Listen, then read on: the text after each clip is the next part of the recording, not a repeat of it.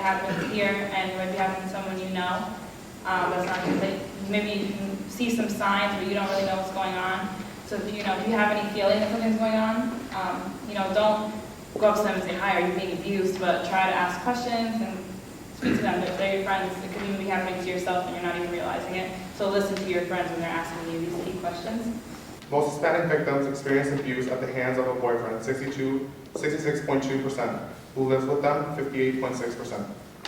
About one out of 5 Hispanics experience the most severe form of physical abuse, including burns, broken bones, serious injuries, gunshots, or attempted homicide. 1 in 4 women, 25%, has experienced domestic violence in her lifetime. Between 600,000 and 6 million women are victims of domestic violence each year, and between 100,000 and 6 million men, depending on the type of survey used to obtain the data.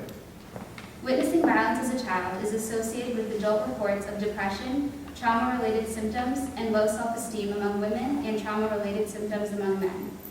Children witnessing the violence inflicted on their mothers evidence behavioral or emotional problems similar to those experienced physically abused children, demonstrating behavior that can be destructive to not only them, but others as well.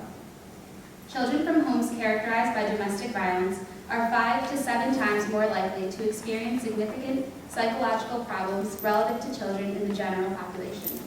Children from violent homes have higher risks of alcohol or drug abuse, stress disorder, and juvenile delinquency. Witnessing domestic violence is the single best predictor of juvenile delinquency and adult criminality. 63% of boys age 11 through 20 who commit murder kill a man who was abusing their mother. As former president of South Africa, Nelson Mandela once said, "Safety and security don't just happen. They are the result of collective consensus and public investment. We owe our children, the most vulnerable citizens of our society, a life free of violence and fear." It's not only physical, it's emotional, it's also economic, and that leads me into why people actually stay in abused relationships. Well, first of all, it's because of fear, and they also love the person who, even though they know what the abuser is doing is wrong, they still love that person.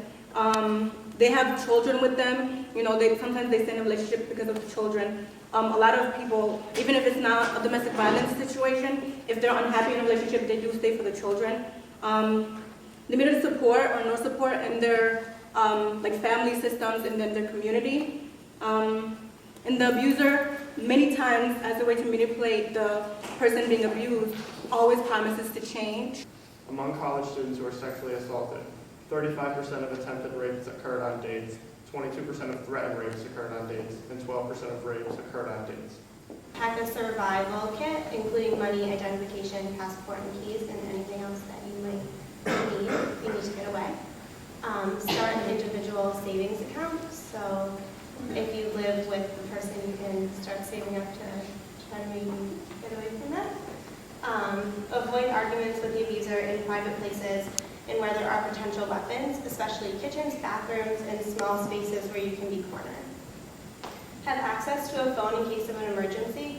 I actually just heard about this really cool app. So for those of you that have smartphones, it's called Circle of 6. So you can put 6 people's contact information into the application, and then if you're in a threatened situation, you click on the app and it sends a text message, emergency, to all 6 of them, and it actually gives your exact location. Every parish I served in California, we had domestic violence. It's not limited to any race or economic, like what you said, Stan. But the last 2 parishes I served in were both Mexican parishes, and it reached a level that was beyond what I could even imagine. The brutality. And in Spanish, there's a word, aguantar, which means you just take it, you just endure. And over and over and over again, a bride's mother would tell her, necesita aguantar cualquier cosa que él va a hacer. You have to just endure or take whatever he does.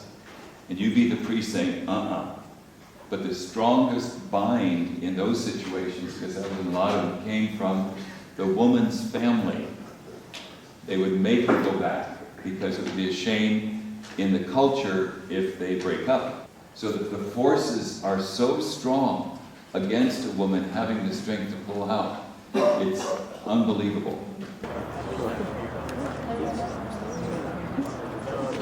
Give a voice, to never ever use it to hurt others. May we never oppress other people, but journey with them.